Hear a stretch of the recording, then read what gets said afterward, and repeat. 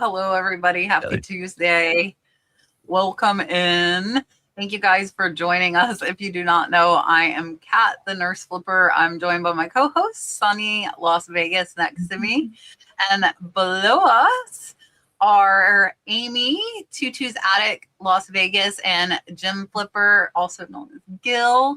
So I am going to make the two of them big for you guys and let them introduce themselves. If you have questions, get them in early so we can make sure we answer them. And Merry Christmas. I'll try and say it at the end as well. And here is Miss Amy. Aloha. I am originally from Hawaii. I now live here in Las Vegas. I've been here 20 years. I am a part-time reseller. I just started, well, I've been doing it since 1999 and really have been focused on it for the last year. I sell on eBay and on Etsy.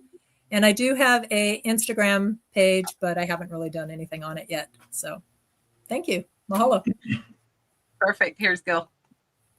Hi, I just go by Gil and Gem Flipper on YouTube and Gem_Flipper on Instagram. I enjoy thrifting, picking up items, been reselling for over 2 decades now, primarily on eBay, a little bit Poshmark, a little bit Mercari, but primarily on eBay there, and post videos every weekday on YouTube, and then shorts usually go on Instagram. Perfect.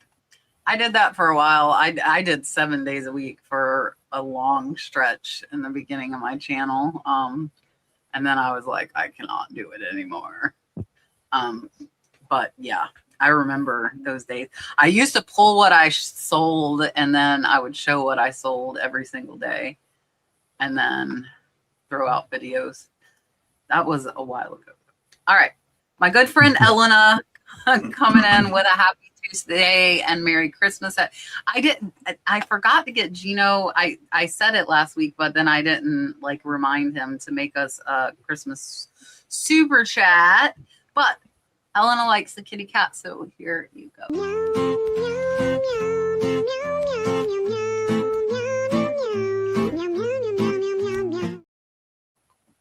Oh, look, we could see us on the side. All right, let's see. Cheryl has the first question, and she said she started reselling in September after a friend sent her my video.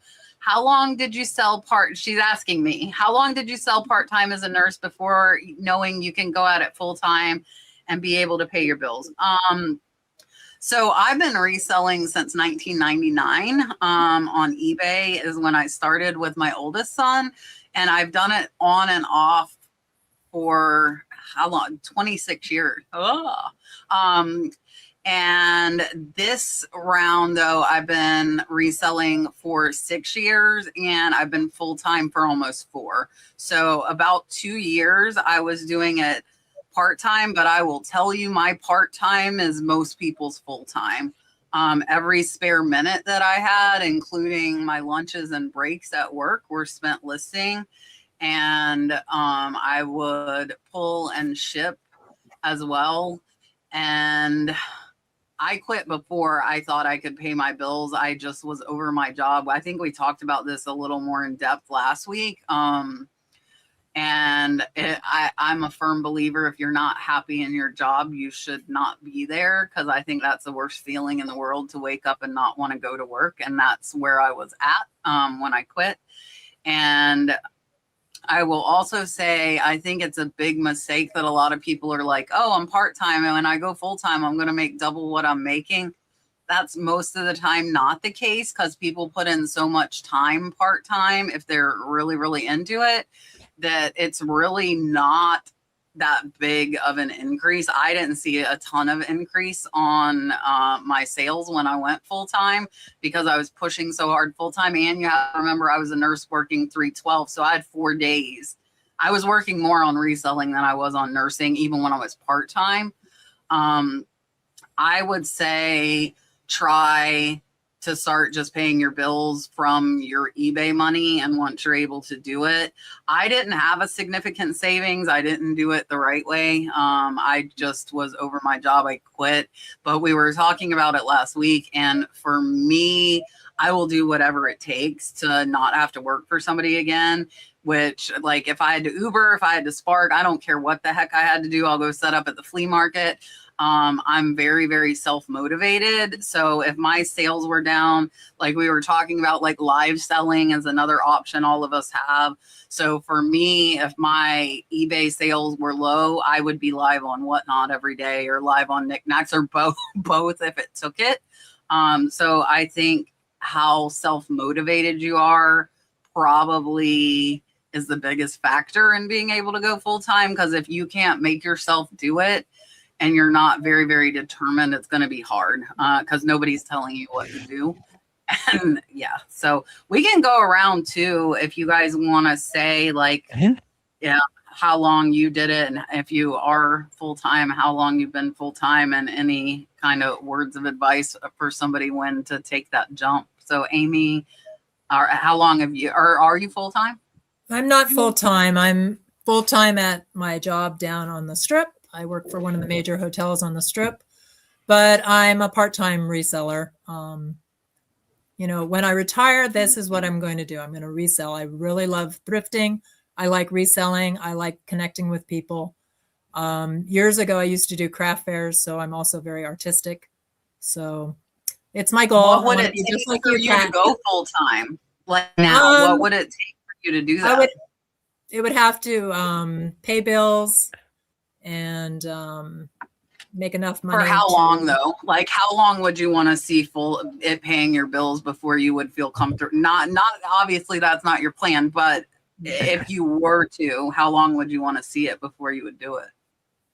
How many years? Or I mean, would it take years or would it take months? Like how long would it take for you to feel comfortable? If I really pushed, I could probably do it in maybe a year if I really pushed it. Yeah. But right now, just happy doing the part-time thing and really enjoying. I love connecting with people. I know it's harder when you're online, but I do connect with a lot of my customers, so I really enjoy it. Yeah. So I was part-time reselling for a very long time. Started in sports cards back in the 90s. Used eBay when it first came around 99, started using eBay as a place to source items. I always had, I started out working in IT, was working in IT and then also did IT consulting on the side, but selling on eBay and going to sports card shows, selling there, it has always been a thing I loved and enjoyed. And so I branched out into collectibles, toys, and I was happy there for a long time. And so made about $1,000 a month doing just that.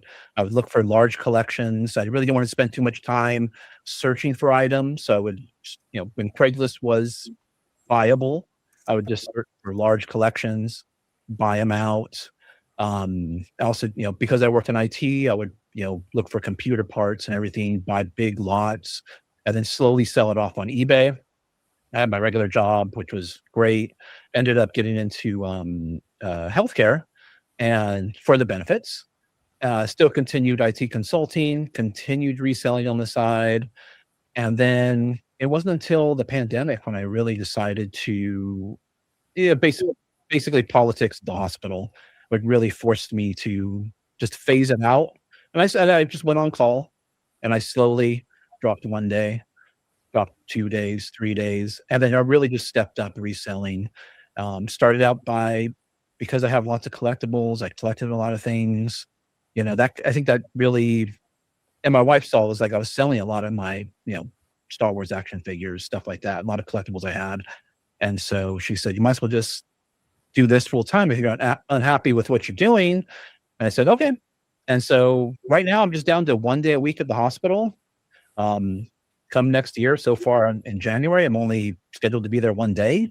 And the rest of the time is reselling. And reselling, I know I had a very, long time prep before I decided to go full time. So I built up a lot of connections with people, a lot of, I have a local flea market I go to. And so I was already pretty set up for success. But now that I'm doing it, full time, basically every day except Monday, it's just takes a lot of consistency, a lot of, you got to be able to motivate yourself to get it done. It's okay to take breaks from time to time. Like the last 2 days, I haven't listed a thing, but sales are still going because, I've been consistent. And yeah, I mean, once you can pay your bills with it, I think if you want to do full time with it and you can motivate yourself, I say do it. Just go for it. Like Kat said, if you're not happy with where you're at, change your situation. That's one thing I like about reselling is that you don't have to have very much of anything of a background as a career or education other than the will to want to do something. And it's the best way to be like your own boss as fast as just going thrifting and learning about stuff. But usually most people start in their household. Um, I started uh, long after I knew I could have went full time. I think like when my first month, I was like, I could do this. And I knew it. And the money was showing. And my wife was the motivator. I tell people saying, if you made this right now, give it 6 months, you could be full time. Got 6 months way before, got her to her goal way before the 6 months. And she said, well, if you could do that, give it a year. And then it turned into 3 years. And I'm like, oh my gosh. And with the whole COVID thing was just a headache afterwards of the mask on, mask off, being armed security. And I just thought, I don't deserve this. Like I have so much potential for myself, and learning about reselling that I'm just going to go for it. And it was a little nervous, and it wasn't for reselling that I was nervous about. I was nervous of like the what if, and then my wife's like, you should have stayed at your job or something. And what Gil said, and Kat says, like, if you don't like your job, like do something about it. That doesn't mean you have to resell, but it's such an easy way to have fun and shop for somebody else. And the things that you come across, like one item could change your whole week of just work a little less if that's what you want. So I find reselling a way of like paying time for myself for the future. And now that we have our son, I'm like even more motivated. And I want to ask you all what Kat said, like, and Gil said, talking about self-motivation. Like what does that mean to you as self-motivation? Because we say it, but we don't explain it. And I just look at like what I don't want to be in. For me to start off would be, I don't want to stress about finances anymore. I don't want to feel helpless or desperate to say like, I'll just let something go for $5 when it's worth 50, just to get a couple of bucks and to help towards that way. Yeah. Yeah. And I think like being there's a difference between like desperation and knowing like, okay, I paid $1, they're offering me 40. Yeah, that's less than I want, but it's a crappy day. So like for me, I do take offers lower, but I never want to take them, like Sonny said, like out of desperation, like, oh my gosh, I have to have this $40 and it's a $400 item or something like that. I think that's important to kind of differentiate in between. I get to play my turtle. Cosborn Twin Mom became a YouTube member. The member lives for this year are completed. I did squash them all into the beginning of December, so I would have the holidays without any. But the first week of January, we do live store reviews, so I can take a look at your listings, try and help you improve them to get more sales. Live sourcing, which is my favorite thing, finding stuff in your zip code for you on live auctions, and also live shipping every other Monday. So if you guys have not, definitely check it out. I love my turtle. This is one of my favorite super chats, but it's for the membership. So here you go.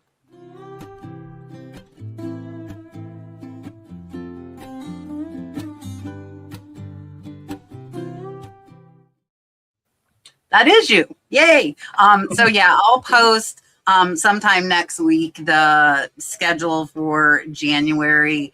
And yeah, that will be fun. And it's been really fun for me because I put myself on sourcing restriction. So like last sourcing one, I spent probably triple or quadruple the time I normally do for someone because I'm not getting to do it for myself. So I'm like, oh, we're going to look a lot. And she actually got some. She messaged me and let me know she won some of the stuff we looked at, which is cool. All right, let's see what we got. Miss Connie said, Merry Christmas. How do you handle the increased insurance need when you ship items that sold for over $100?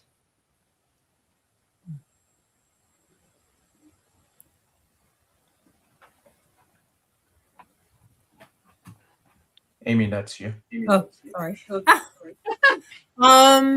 one was all. Well, you can add in extra shipping or extra insurance if you want to. I've had a few items over $100. I've not really had any issues with it. So that's what I have. Gil? So every time that pop-up comes up, I do look at it. It gives me pause, but I hardly ever purchase insurance. And knock on wood, of course, usually just the little things I have problems with, those $20 to $15 items, those are the ones I tend to have the most problems with. Usually with those ones that are up higher, I typically, they seem to make it perfectly fine. Generally my cutoff is if I sell something $250 and more, then I will more than likely buy insurance. And take it to the counter, because usually I just drop packages off in the back and I don't worry about it. But if it's, something significant, I will take it over to the counter, but I haven't bought insurance in quite some time and everything has been okay. It's been a minute since I've had to use insurance because I haven't listed on eBay for the past few months, but I plan on it here soon in January. But I have followed my gut on some things where I had a $27 sale of a fish. It looked like a real big mouth bass mounted fish, the popular ones that people like to look for in resale. But this was for a tail hitch, and person bought it for $27. And at the bottom of eBay, when you're putting all your information on there, ask you if you want to add insurance. And I thought, something's telling me to do it. Sure enough, I'm glad I did, because it almost got ran over. The guy showed me it, said I really wanted it, and I just said, oh man. And I just thought, thank God, something as little as $27, I did it and it worked out, and I got it checked through USPS within a couple of weeks. So I have done it for things as $27 up to $1,500 or more in sales, especially with the high value items, because I'd rather have something and pay anywhere from $11, I think was the most for the items that were over $1,000. It's not very much. And if that's out of my pocket on there, or you could add it inside the cost that way too. So I look at a couple of things this way. If I find something for $10 and it sells for over $1,000, am I going to complain about having to pay a little extra insurance? That's huge profit margins that eBay provides for us and other platforms. So I try not to think too much about it, other than I'd rather be safe than sorry. Yeah. So for me, I added not I would say 120, 150, but over 150, I'm going to add it because it's just normally $2 to $5. And if they lose it, and this holiday season, I've gotten 3 checks from USPS so far. I was all items under $100, but had it been over, I would have gotten it for that. And I just pay it out of my pocket. What you need to think is are you going to be happy with $100 if that item goes missing or is damaged? So if you paid $50, you'll be happy with $100. Don't pay for it. Me, I would rather pay for it and get the $300 than get $100, because it's not overly often we do over 100. We do over 50 quite a bit, but over 100 is less frequent. I would say just maybe 2 to 3 times a week. And I wrote myself a note because I haven't reminded my employee in a while to add it. So I bet it hasn't been getting added unless I'm out here. And I want to tell you guys, I ran into this and I said I story in my video and I was tired and I never told the story. I had a $700 sale on Mercari that I adamantly believe that either the buyer crushed the items or they created AI photos of the items crushed, because the 2 expensive items were double boxed and packed very well, and we ship breakables every day. And I don't think there's any way that all 4 items were crushed, which is what they claim. Mercari's max for reimbursement is $200. So please keep that in mind. So I paid more than that for those items, and all Mercari gave me was $200. They let the buyer keep the items. If it were me, I would have told them they had to mail back those pieces if that was an eBay sale, because I really don't believe they were actually broken. But I was not aware of that max limit on Mercari. So if you're selling on Mercari, beware, because over $200 you're not getting it. And like I lost probably $300 unfortunately on that sale, and I really think I was scammed. Either they really did break them or they created AI photos of the items broken, because it double boxed and we use so much bubble wrap, it's not funny. I just don't think it's possible that they were all broken. And yeah, so keep that in mind. For me too, with insurance, I more pay for it for if it's lost, because filing a damage claim with USPS is hell nowadays. And I typically don't. I just refund my buyer. I don't even file a claim if it's damaged. So for me, it's more if they lose the item, I know I'll get my money back. Constance is saying too, so for international, all you have to cover if you're using eBay Standard International is to eBay. So you could pay for that insurance to the eBay hub, but that after that, eBay takes accountability. And I actually just found this out the hard way.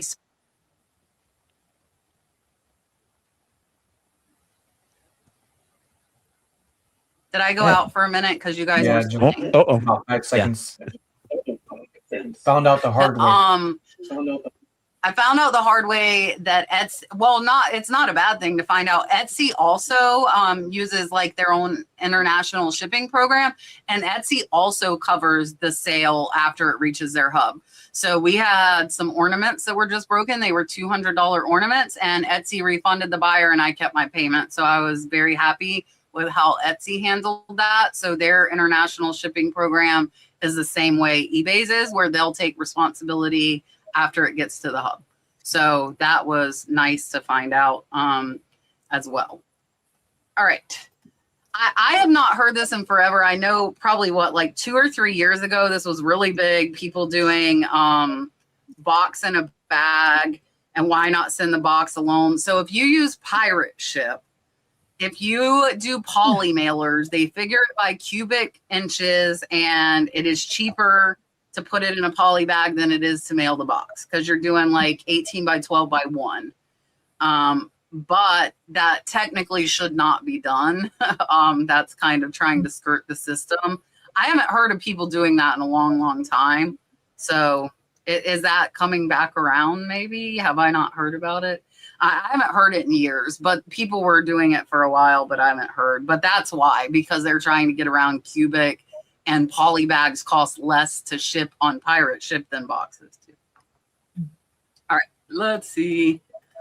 Lucas wants to know, if you sell CDs, do you use the price point on eBay or Discogs? I see variations on pricing. Well, I don't really sell too many CDs, but I either go into Google or I think I'm getting feedback. Are you getting feedback? No. Okay. I don't. Okay. Sorry. I usually use Google. I go into Google and see what it's selling for, or I go onto eBay and do completed and sold comps to see what it's selling for. I don't sell a lot of CDs though, but that's what I would do to see what the price point is going for, because I mean, you could list it for whatever the price is, but it's not going to sell unless you actually do the comps on it and look it up.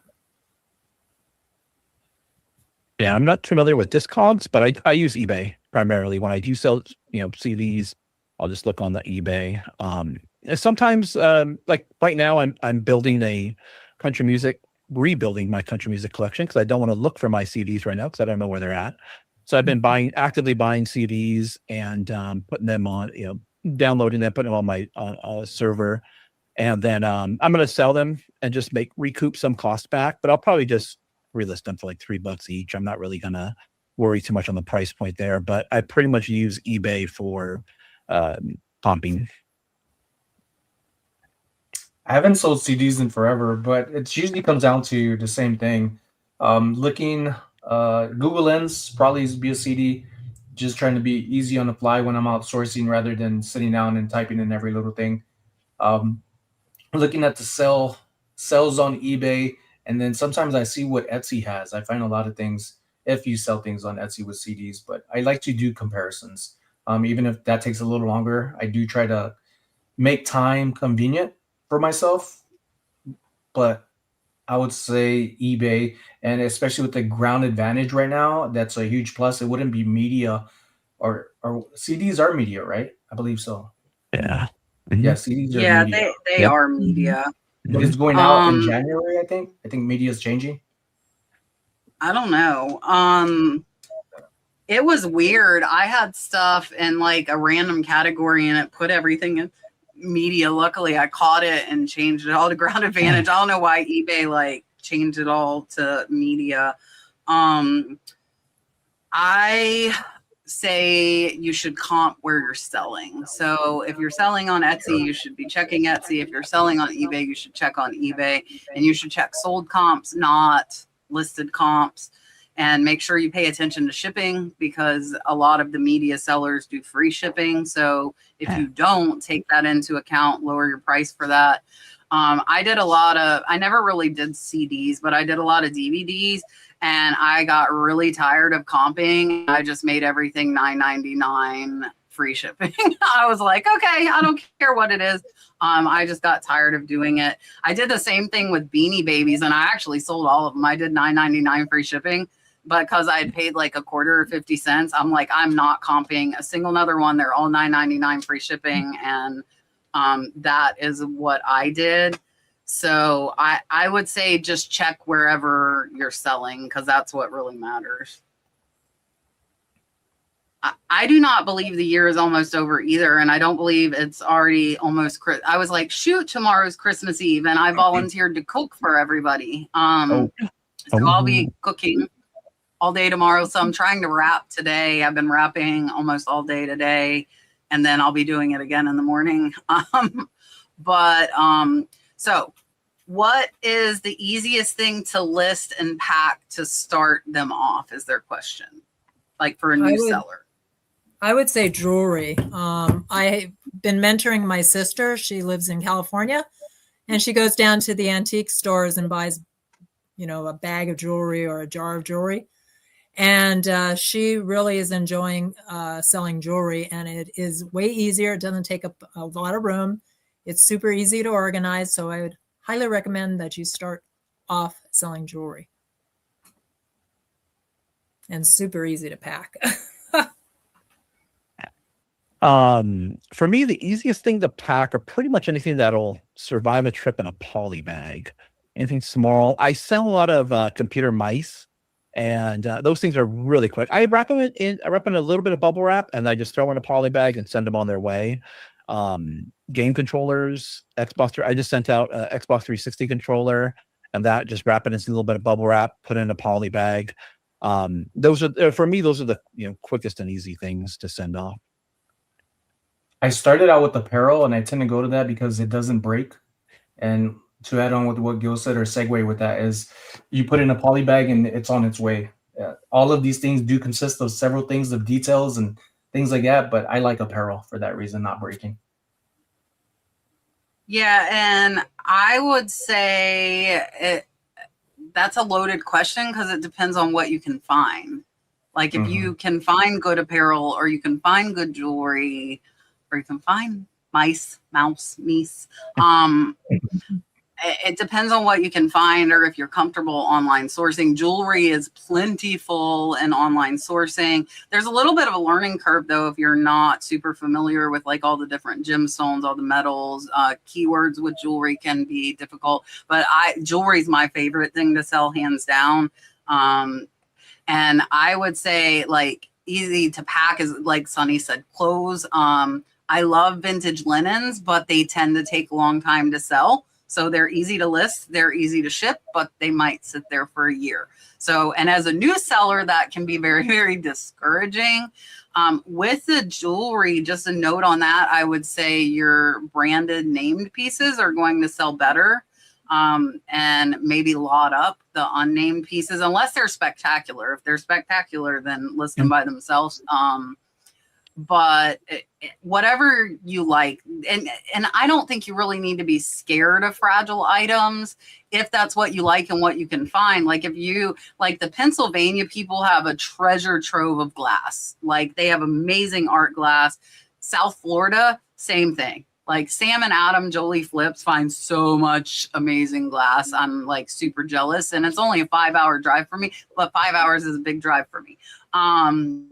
Yeah, and like the Lake Exchange thing, do what you enjoy. Like I don't like electronics. I wouldn't like doing mice because I don't like them, you know, but you might, like J Ride was on last week. He does remotes. He loves remotes. He loves eyeglasses. It really depends on what you like. And I think you can learn to ship anything. So sell through rate, I'm gonna fall back on and say is really important as a new seller, because you want your stuff to sell. And if it's not, then it's hard to motivate yourself when nothing's selling. So check your sell-through rate too. Yeah, books are easy. I agree with that as well. I did a lot of Amazon FBA when I first started, but books can be long tail too. You've got all these big booksellers. There's a lot of book competition. Yeah, and a lot of people I don't like clothes, but I get them for $1, so I sell them. You know, like it is what it is. You know, again, it's what you can I'm buy. so happy when people say they don't like apparel. I just put a video up today of something, and I'm doing better, in my opinion, just showing that I'm a shopper, not so much a reseller, because it's bringing in more followers throughout my social media accounts. But I ended up finding this sweater. I knew it was a women's. It was knitted, and it had Ritz on it, RITZ. Immediately, anything Ritz is not going to be cheap. The word itself is valuable. And I looked into it, and retail, it goes for around $800. Resale value should give me around $350, $400. And I love when people say I don't do apparel, because that just makes it easier for me to find stuff and other people who are looking for it. Yeah, and I mean, I look at it, and I buy a lot of it. I bought like 100 pairs of scrubs last week because they were new with the tags for $1 each. And I, as a reseller and business minded, could not walk away from that profit. They were $1 with tags up to $52.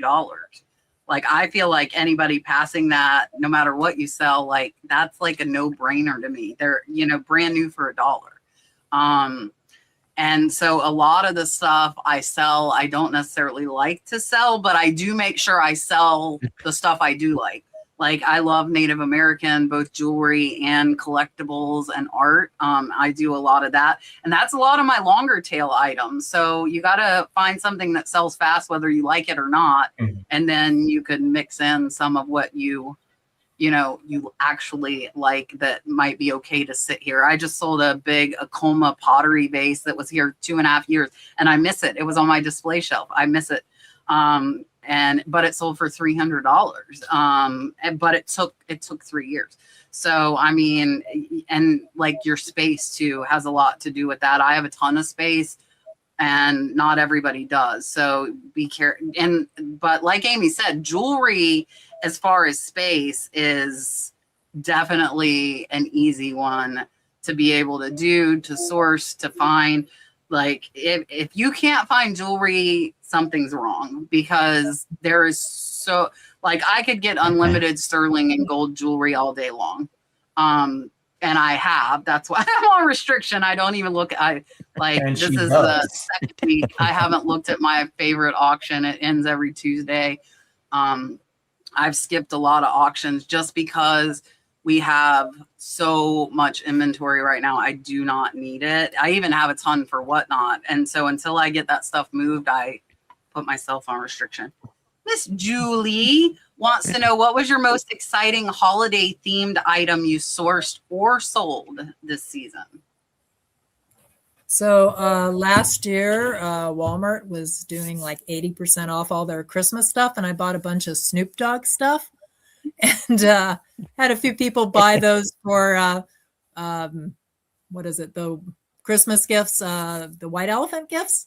So I had a lot of people buy that, and I was like sitting on it, and it was, I had it listed. I'm like, I shouldn't have bought this stuff, but it was so cheap. And finally, it just started selling, and that's what they bought it for. A lot of people were buying it for white elephant gifts. So Snoop Dogg is out of the house now. But that was probably my most exciting holiday item I found. Going after the holidays, I mean, right now, Hobby Lobby is doing a really good deal, but next week it'll probably be at 90% off. So definitely get out there right after the holiday and go and score some stuff, because Christmas stuff does sell, and usually you'll start seeing it sell around maybe end of October, November. People start thinking, oh, I need to buy Christmas, I just had some guy who said, literally Friday, bought something for me for his kid, and he goes, oh, I need it by Christmas. I'm like, well, the only thing that we have going for us is that I'm in Las Vegas, Nevada, and you're in Arizona, so it'll probably get there. And it did. It got there on Monday, but you can't make promises this time of year of what time it's going to get there. But yep.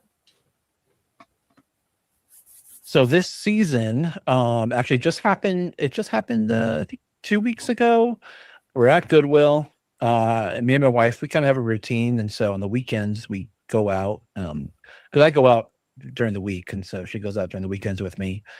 And a new cart rolled out, full of glass and pottery. And obviously she's looking for decor for the house.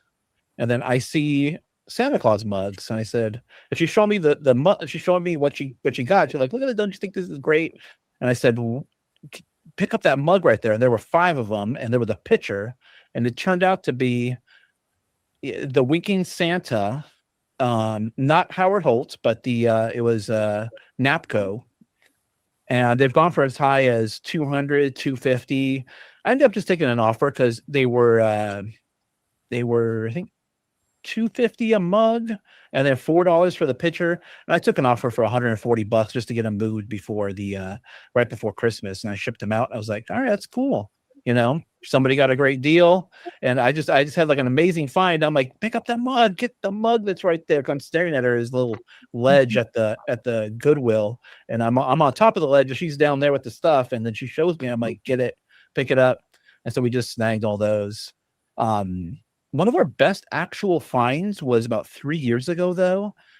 And it was jewelry. It was a Bobble Bear jewelry.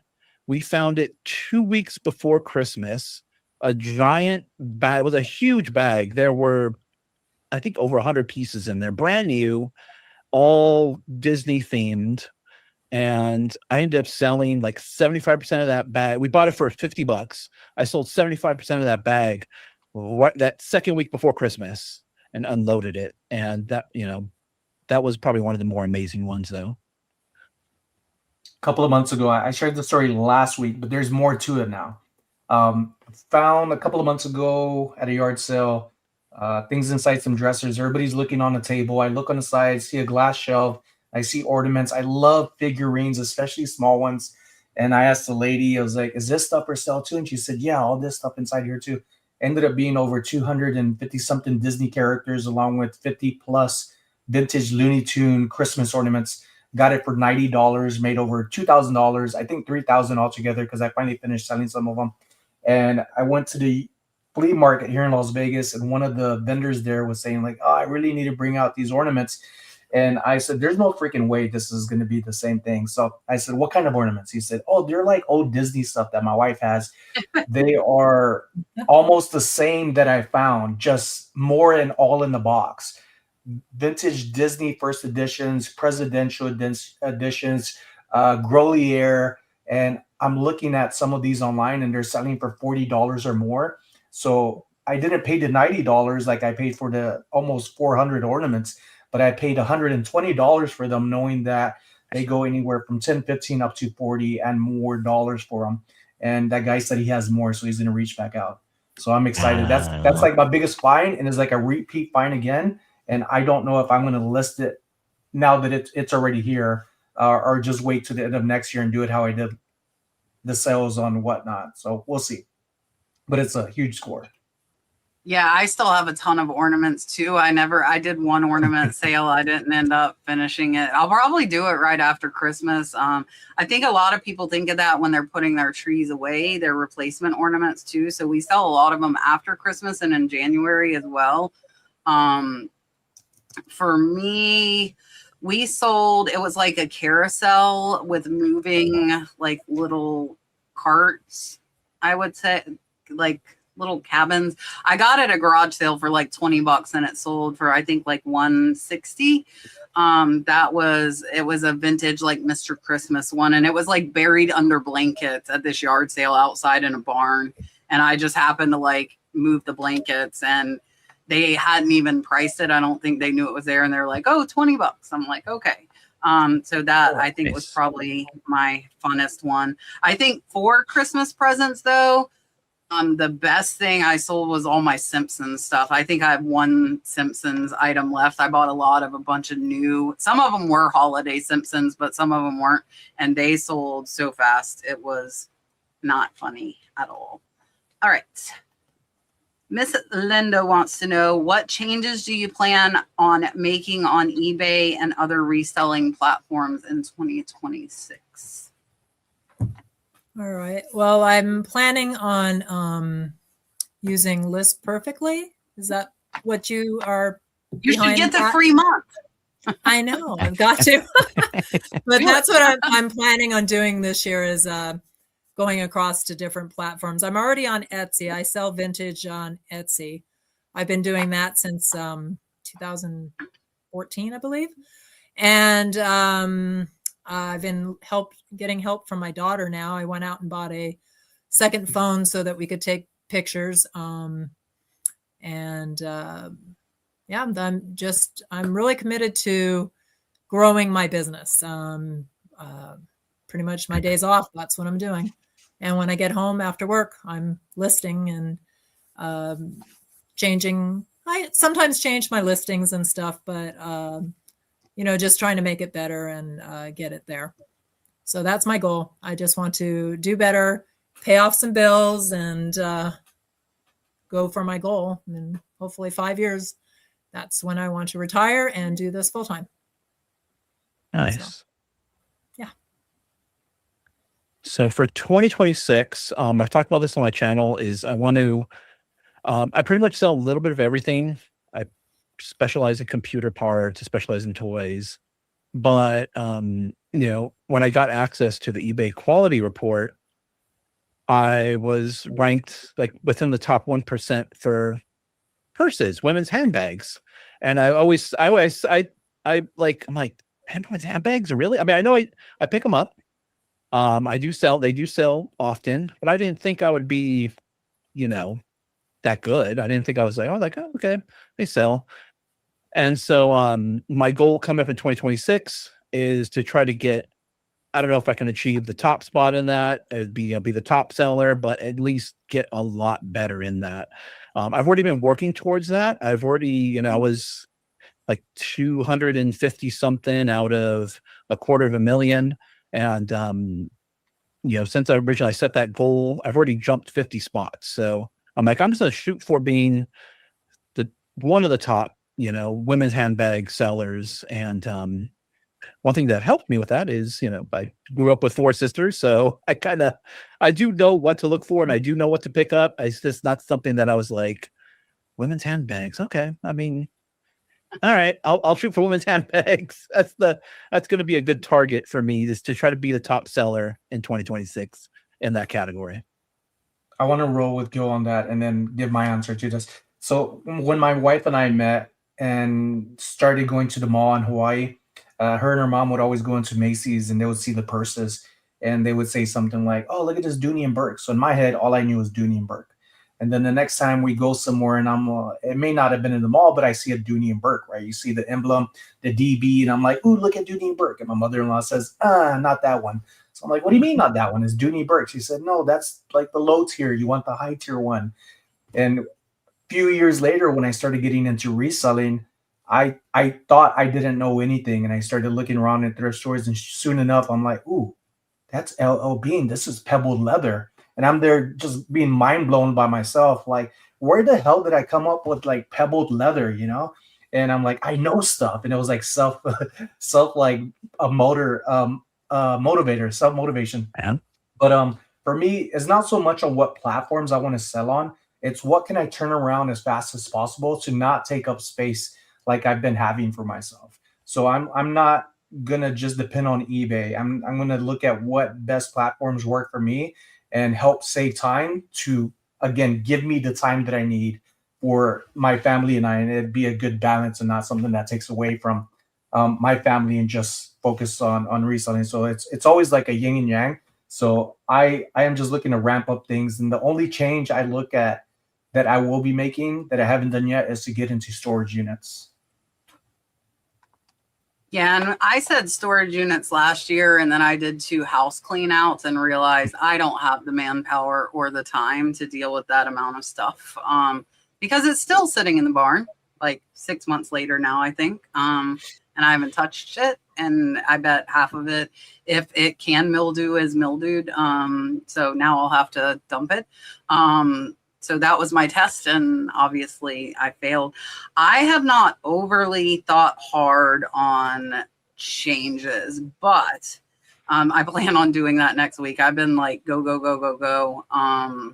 I thought about that today because I was like, oh, next week I have to make, because I always do an end of year video, and then I always do a like goals video every year that I've been on YouTube. Those are 2 videos I like to do, kind of like an end cap, review what I sold where, and then what I want to do the next year. So I think this year we've successfully raised average sales price. I want to continue doing that. We are, and I'm like both scared and excited. Trish from List Perfectly is supposed to come stay with me for a week or 2, and we are going to inventory my 9,000 items. Yay. It has never been done.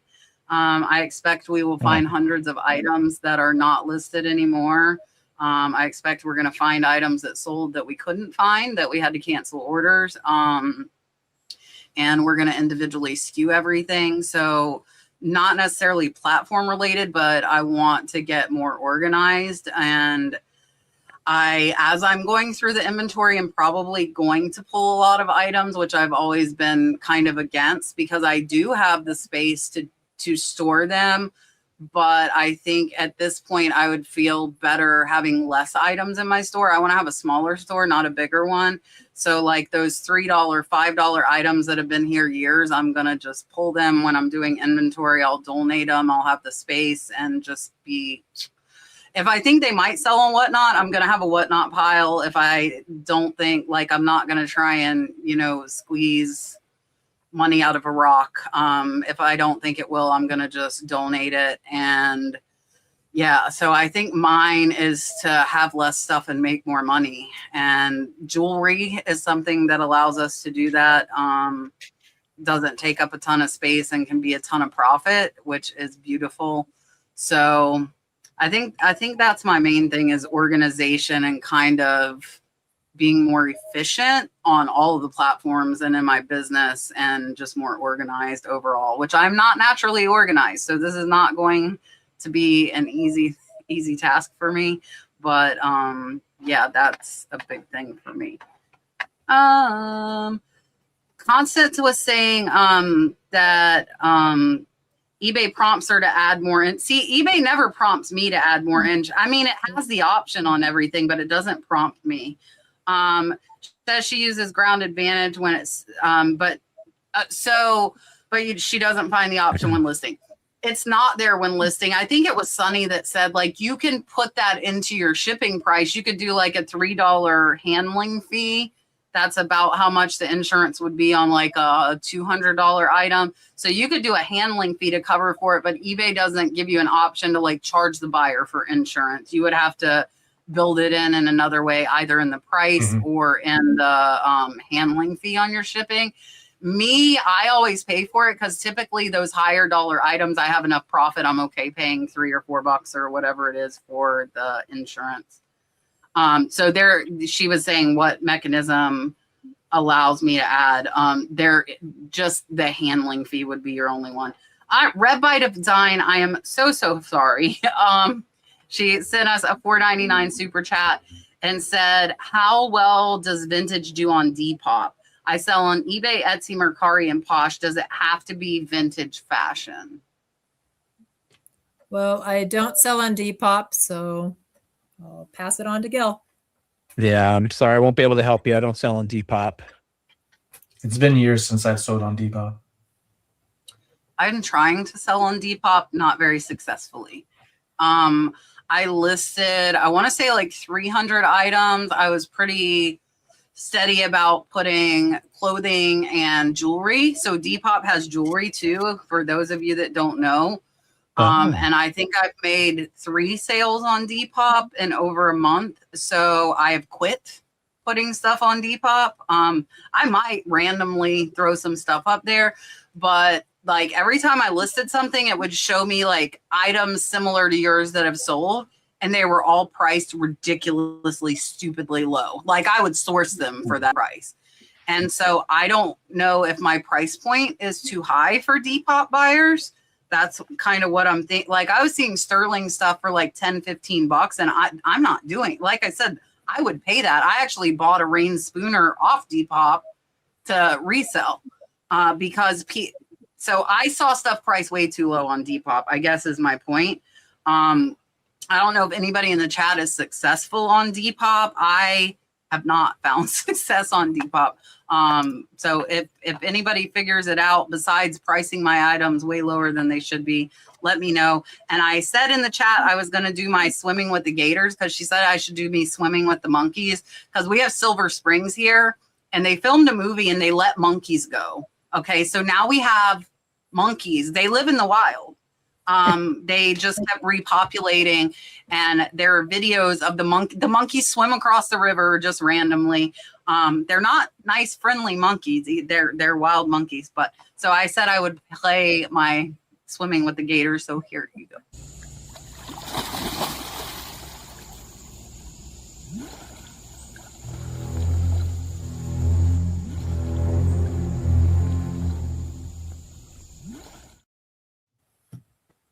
Scares me. Donna. Yeah. Wait, so you said a I am not movies? They just cut them loose, like the monkeys? They got loose, like when they were Oh, they filming got loose. the movie, and they've lived there for like 50 years. Wow. And then one of the places we go boating, they have Monkey Island. And there are 3 monkeys there. And one of the restaurants, I think, owns the monkeys. So they feed the monkeys. But they are not friendly either. And I guess it was a few years ago, a few teenagers thought it would be funny to jump on the island with the monkeys. And the monkeys tore them up. Ooh. They were seriously injured. Oh, jeez. Because these are wild monkeys. These are not like friendly monkeys. They're wild. And so there are tons of signs everywhere, but teenagers. And so, yeah, the teenager they got mauled. So yeah, don't go near the wild monkeys. I think I would feel safer swimming with the gators than the monkeys, I guess is my point. Hell no. Hell no. We are 4 into water. You cannot swim that fast, Kat. My mom had a monkey. My mom used to have a monkey. It wasn't very nice years ago. I would love to have monkeys. But I researched, and like lemurs, I think ringtail lemurs are absolutely cool. Dalton, for his party, I had them bring lemurs. Like one of the rescue places here will bring the animals out for like a petting zoo for their party. But when I researched, basically, and this is the same way with a lot of wild animals, because I had a raccoon when I was a kid. Once you can bottle feed them, raise them, they will be super friendly. Soon as they hit sexual maturity, they are mean as hell. And so the lemurs, like I read up, same thing. Like soon as they hit sexual maturity, that's it. And my raccoon was like that too. And I bottle fed this thing from like this big.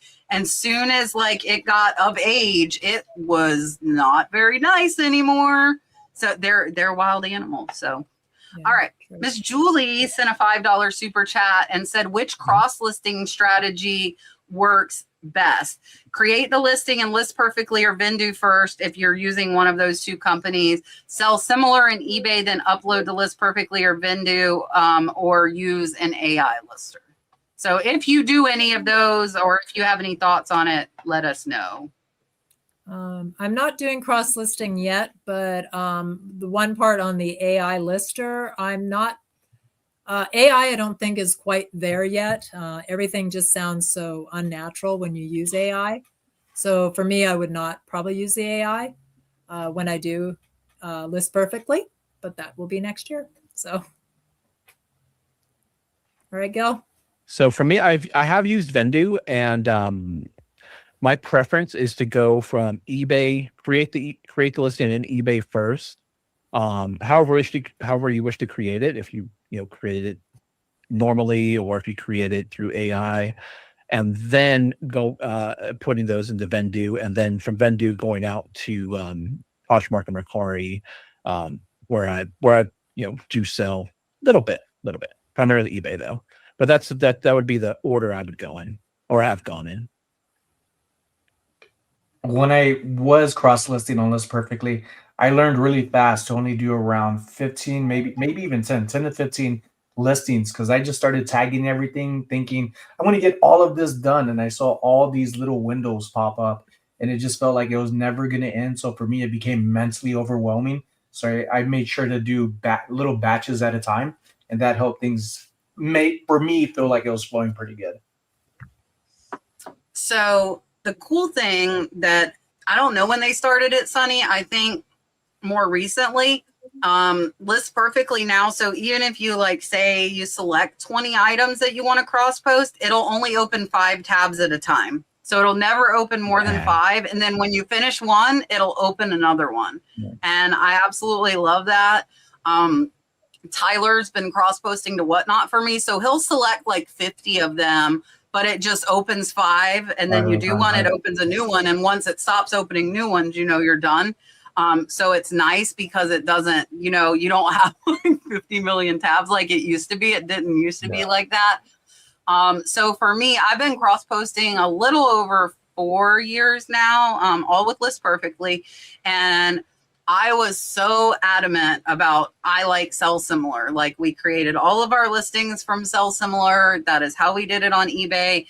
And then List Perfectly came out with AI Express Lister. And now we create all of our listings in List Perfectly because it will create listings from our photos. And they just got Batch Uploader. So let's say you're doing jewelry, you always do 5 photos of each jewelry item, or 10, whatever it is. You can tell it, and you could upload 200 photos and it'll separate and create all of those listings at once as you mass upload your pictures, which is pretty cool. I haven't tried it because we don't have an average set number of photos. So I don't know that it would work for us. But I think if you were batching items that you took the same amount of photos, it would work. But I am impressed with Express Lister creating the listings from the photos, and it will, it does the title. And I think I've started getting more sales on Etsy because AI Express Lister creates the hashtags for Etsy, Mercari, and Poshmark, which I never did on my own. So if I did Sell Similar on eBay, put it into List Perfectly, and then I cross-posted it, I would have no hashtags or keywords, but AI Express Lister creates those for me. So that is how I do it. And I think if you have List Perfectly, that's how I would do it. That's how we do everything, which is nice. And then I go in and edit. And we were on the road on the way to Georgia, and I used the laptop with my hotspot and was listing on the drive there. And then my laptop died, and I was on List Perfectly on my phone pricing items. So when I got home, I had items ready to put out to the platforms because I was just sitting there in a truck. I wasn't driving. My boyfriend drove. So I'm sitting in the passenger seat for 7 hours. What else am I doing? I'm not doing anything. So I just looked up the items that were in my drafts and priced them out. And yeah, so that is what and it was hard because I was so set on Sell Similar. Trish had to convince me, because change is hard, guys. If you're stuck on the way you're doing something, it's so hard to change. And but now it puts them in the category. It fills in the specifics. It does all the stuff that I was getting from Sell Similar. I just had to get it in my head that I didn't have to, Sell Similar anymore. All right. I'm going to do Sonny because we haven't done Sonny yet. Here it goes.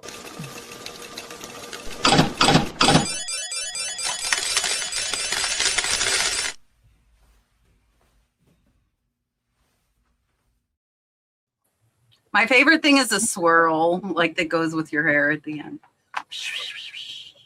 Every time I see it, I'm like, oh gosh, like I don't know what to say. Like, why did I agree to this? But it's That's fun like my either way. Gators one. Look, I get to play my turtle again. Rev by Design, join channel membership. Thank you so, so much. Here is the turtle.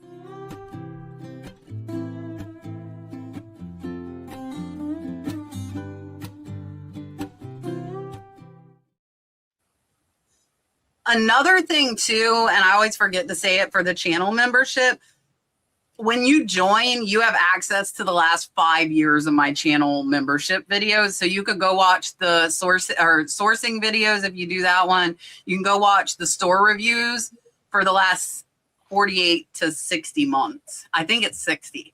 And all that stuff is still relevant, like that I'm pointing out in people's stores, and it will help you watching it back. So when you join, you don't have to wait for the next live. You can go back and you have access to the whole library since I started memberships, which was 5.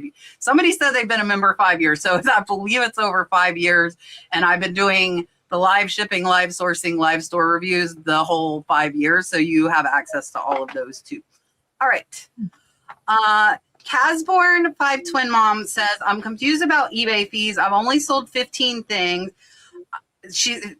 When I get to me, I'll address it, but I apologize for being ignorant. Does eBay charge their fees based on sold amount, including the tax that they're getting already? So what are the fees charged on? I'm going to have to go look. I don't know if they charge on the tax, but they sure charge on everything else. It's a lot. But, you know, with eBay, you're getting the advertising, you're getting all the people that they have on there. It's really the best place to sell. So I just try to up my prices on everything so that I'm making profit. That's what it's about. Yes, they do. Yes, it's the, what it's sold for, it's the shipping cost, it's the tax. And so like Amy said, I take that into consideration. eBay gives me the most amount of customers, the most amount of potential customers. And I would take, whenever I'm buying items, I'm always taking that into consideration. It's already in the back of my mind that, what the fees are potentially going to be. Now I have a store subscription, so I do get a little bit less fees. I am top rated plus, so I do get a little bit less fees, but I'm always thinking I always think of the highest, which, they did readjust it recently. I think before I used to think I'm not going to take 15% no matter what. Now I kind of think they're going to take 16% no matter what from everything that what I think I can get for it for the item. So when I'm outsourcing, that's in my head, they're going to take out this amount, and what do I think? Is it worth it? Is it not worth it? But yes, they do take out from the combination of what you sold it for, if you charge shipping, and the sales tax. Yeah, I haven't listed on eBay in months, so I'm just going to let Kat take over this because it really all depends with, I had a little bit with what Gil said. He has a store, less fees on some things. It's kind of like you're paying for those fees anyways, but you get some perks. And then if you don't have a store, then you get the listing fees. So there's little things that add up to it. That's all I'm going to, let's see if I can, hold on. Where is it? Let's see if I can change this. I'll blow everybody's mind, including my own. Here, I'll share the screen. I will do this on my end year in review as well. But if you guys want to see, and the reason I'm putting this is I don't look at my individual fees because it would probably drive me insane if I did. So if you look here, I've sold almost 150,000 a year. Now watch this. My selling costs are $54,000, guys. So I've paid, and it breaks it down here. It will tell you like my eBay fees were $33,000 and my shipping labels were $21,000. But I've sold 150,000. So I promote a lot. So that is ad fees, 15,000. So almost half of my fees are in promoted listing fees. But for me, I feel like I wouldn't get those sales if I if I wasn't promoting. I buy low, so I am fine paying them. I've lowered it down to 10% now. My goal is to get it to 6% by April this year. But the thing is, I figure 50% is gone between shipping and the fees. I figure half of it is gone, is what I do.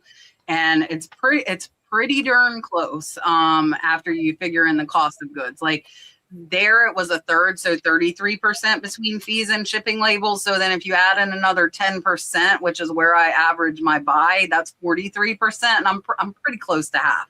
So 150,000 in sales is gonna net me $75,000. And I think you should be aware of the fees, but I don't think you should obsess over them, or you're gonna like drive yourself insane, is how I feel. The key is to buy low. If you pay too much, you're screwed. You're gonna be worrying about the fees when I don't think you should be. And yeah, so I've paid a ton. Titchy Farm Treasures is here and sent a $4.99 super chat. Thank you, thank you. Let's do the, oh no, I want to do the whale. Here we go.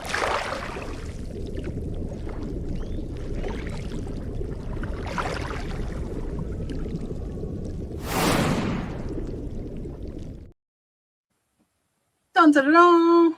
I appreciate you. Mary Jo wants to know, does anyone sell on Vinted? She started today and she's already made 3 sales. I don't sell on Vinted. Sorry about that. And I don't sell on Vinted. I thought it was you're only in Europe. I didn't know they were here in the United States. But no, I have not sold on there. Same here. I don't sell on there. So here's the thing. For all of you that haven't yet clicked on the link for the free month of List Perfectly just added Vinted last week. So after this question, I might change. Well, the thing is, it's so easy to just add that platform in, especially with Auto Delister. I don't have to worry about it. I might try to add in Vinted. Maybe that'll be a better fit for me than Depop. Because again, it is an option on List Perfectly now. So I might try that. Tell us what you sold, Mary Jo. I would be interested in knowing what you sold. And I looked it up, and Gil, you were right. It says it is especially in Europe, but now it's in the US for secondhand items, primarily fashion, clothes, shoes, accessories, but they're now expanding to homeware, electronics, and books. So I might have to try it because it's already on there. I can use it. All right. Cosborn's asking, did I get the second lot of salt and pepper shakers and sell them already? The answer is I did not. So I watched them. I watched that auction. I bought other stuff in the auction, but it turns out that almost all of the good ones were in the ones that I bought. So, and I think they knew that. So all of the salt and pepper shakers that were left were in one lot. They were on a cart, and I would say 75% of them were single shakers. And I was like, I'm just not feeling this. So I didn't even bid. I watched it. I think it went to like $260, but it was, so they probably paid about $1 a shaker, but 75% were single shakers. And I was just like, I don't know if people are going to want, and they weren't like Holt Howard popular anthropomorphic single shakers. They were kind of blah single shakers. And so I decided not to buy them because I didn't want to be a ding dong and do that. Oh, I wanted to post this up, and if you have questions, get them in. We have flew through the questions tonight. Oh, I see one. The Lake Exchange said Christopher Radke was closing his latest business. I know he had one. He sold that off, and then he opened another one. And now he's closing again. So Radco stuff should go up. I know I have a few Radco things, not a ton.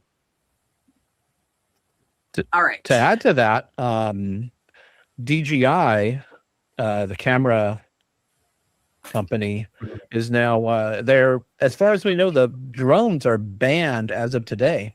They can no longer import the drones. And some people seem to think that it also applies to all their other cameras as well too. Their Nano, their other ones. It's not quite sure, but as of today, they're officially banned from selling in the United States. So whatever inventory is here can still sell. Oh, but they're not allowing any more. They're not allowing any more. No more sales within the United States. It could change, but as of right now, no. Yeah, so that could increase the demand on those if they're not allowed to import them anymore. Amrit in Colorado says, do you recommend doing promotions? And if so, what percentage do you recommend? So I do promote some of my listings. I'm at 2% right now. I've had a few sales on promoted listings, but the listings I don't promote on, I get sales on those as well. So that's where I'm at right now. And I actually know Amrit. Good to see you, Amrit. I do recommend promotions. I cap it at 9%. Kind of depends what I'm selling. Some items that are in high demand. Sometimes I'll promote them at a lower rate than the 9%. Sometimes I won't promote them at all. And I've had some success with and that's just the general ad campaign on eBay. And I've been seeing actually lately as a lot of success with the offsite ads, but using flat rate shipping for those items. I don't put too much money towards it. If that's $7 daily, that's it. But so far I'm averaging about $50 in sales for offsite ads. But I do recommend promotions. I think going forward, that's definitely going to be the way to go. Again, depending upon what category you're in. If it's a very competitive category, then you might want to think about doing promotions. I've done them as low as 3% and as high as 15% on eBay. And when I had more of the higher percentage promotion is because I had a lot more items and I was just wanting to push things. And how I look at it, why the reason is for that is I'm going to end up finding more stuff. And by the time things sell, I've already learned more from things to pick better and better items. So it's just, I call it feeding the beast. Regardless, I'm just trying to find what my goals are with getting to the next milestone and saving at the same time. Yeah, and I just discussed it. I just dropped mine down to 10% last week. My goal is to get it to 6%. And the reasoning behind that is when we had Katie and Vicky on, they had talked to one of the eBay executives, and they told them basically over 6%, you're kind of wasting your money. So my goal is to get mine to 6%. They say that's kind of the happy spot for it. And that's what I am trying to do. And I am just OCD about checklists. So I can't stand seeing you have X number of items available to promote. And so that's one of the reasons I promote mine. I think even if I didn't want to promote, I'd probably do it at 2% just to make that thing go away because I don't like seeing it. I think that's a nurse thing and like having to have like checklists checked off. And I don't care about the like item specifics thing because I think I have like 5,000 that need those. That one I'm kind of like whatever. So but one of, and I say this every time we talk about promoted, and I learned this the hard way, do not decrease your promoted by a big gap. Like if you're doing 4, don't go to 2, go to 3 and then go to 2 because eBay will slap your hand. I think I went from 10 to 5 one time and my sales took nosedive. eBay does not like when you cut it. That's why I'm dropping by 1% every month. I just set a reminder on my phone, drop it by 1% until I get to the 6% where I want to be. So it's not something to play with and like turn it on at 10% and then turn it off, or you're gonna feel negative effects, I guess is what I'm trying to say. If you do it, stick to it, and then slowly drop it back down, or maybe slowly raise it. Katie Reeds is a good friend of mine, and her and I were talking about it. She was promoting at 2%. A lot of people think, okay, 2% is the minimum. If I do that, that's better than nothing. I said, bump it up to 5. You know, a lot of her stuff is free book pickups she does, so she doesn't have a significant cost into her inventory. And she bumped it to 5, and it made a significant difference. She messaged me, thanked me for telling her to do that, and the 5% made a pretty big difference in her sales. So I would say I would do at least 5 if you're going to do it. But from what I heard, 6 is like the ultimate. Let's see. That one we just did. Birds into Hood says, I don't understand why the seller and buyer both pay for shipping. Well, if you're doing calculated shipping, the buyer is paying you, and then you are then paying the shipping company for it. Now, if you do free shipping, the buyer is not giving you money for shipping. You are solely paying for shipping. So it's not double paying. They're paying you, and in turn, you're buying the postage for them. But there's not a double dipping thing here. It's not like they're buying the label for you. They're giving you the money so that you can buy the label. Or if you do free shipping, then they're not giving you the money, and you are factoring in that cost into it. But like a lot of things, a lot of people I don't think realize, like when you see eBay sales totals, that includes the shipping. So like $1,000 day for me is probably 750 in sales and 250 in shipping. Just as like a general guideline. So a 90-day total is including shipping and tax. So like my 90-day total is 50,000. I bet 15,000 of that is probably shipping. So you need to take that into account when you're looking at your numbers. So if you want, that's why I tell everybody, if you want to make $100 a day, I would list 200 a day, because you got to figure the shipping, the fees, all of that, and half of it is gone. All right. Mountain Bee says, should I report a buyer on Poshmark who said they were new and got me to accept a low offer, and I found out they've been on there since 2018 with 1,300 listings? I don't sell on Poshmark, so I'm not really sure. Sorry about that. That's interesting. I mean, that's kind of, to get you to accept a low offer, it's kind of messed up, but I don't know if Poshmark would do anything about it. But yeah, that's, other than that, I don't think anything would happen that would come from it. Yeah, I don't think they do. I don't think any of the platforms deal with morals.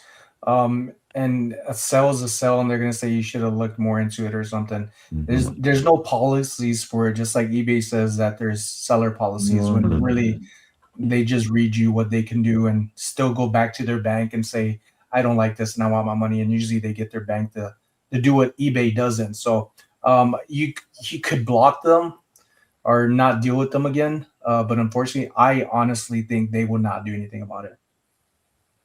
You're not going to like what I say, but I say what I think. And that is, you being naive is the reason that offer was accepted, and you believe them, and that's on you. That's not on them. That's not on Poshmark. That's just like people writing, telling you their kid has cancer, so they need this new Dooney and Burke right now. Don't believe them. And I hate to say that, but that, like, for me, it's business. So unless it's somebody I know personally and they're in a bad situation, like the family I helped last year, I'm not going to believe what they tell me. And if you have a kid that's sick, the last thing you should be thinking about is a Dooney and Burke purse. And that's just an example. But I've had examples exactly like that were presented to me. And if it bugs you that much, I would block them. But there is nothing that somebody that can tell me, I don't care who they are or what they tell me, that is going to make me accept an offer that I'm not comfortable with. And so I would say that's on you.